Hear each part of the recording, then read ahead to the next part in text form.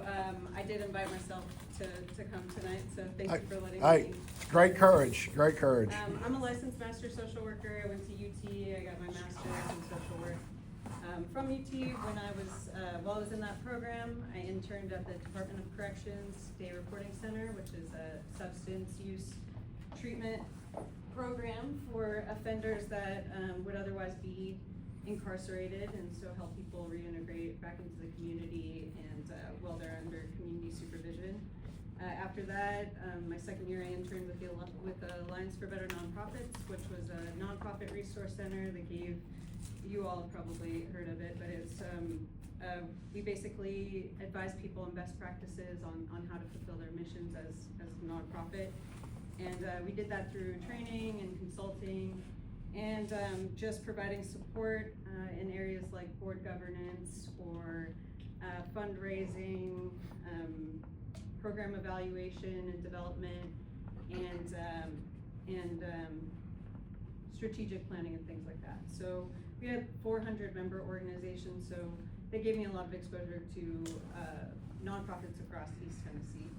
After that, I was hired on as a director at United Way of Greater Knoxville, and while I was there, did grant writing, program evaluation, program development, and implementation. And I think the most notable project that I worked on was a $25 million grant with the state of Tennessee using temporary assistance for needy families funds. Sorry, I've been busy. So after I left United Way, I went to the Department of Children's Services, where I really used my social work degree, not as a case manager, but as a compliance monitor. And I was tasked with monitoring state contracts with agencies that provided foster care or residential services, which would traditionally be known as group homes, and also juvenile detention facilities. And that was a really heavy experience, because one way that you monitor those contracts is by reading individual client files to determine that they're getting care that the state of Tennessee is paying these agencies to deliver, because a lot of them are not, they're not DCS facilities, and so it was DCS's priority to make sure that that the kids in their custody were getting the kind of care that they were supposed to get, and that's an incredibly heavy job. So I left that job and just sort of moved over to the Department of Safety, where I'm at now, and I've shifted a lot of my efforts into more community organizing. So a recent project would be with the statewide Organizing for Community Empowerment, where we looked at the eviction system here in Knoxville and what it's like to be a renter on a citywide level, and advocated for legal counsel for people facing eviction court.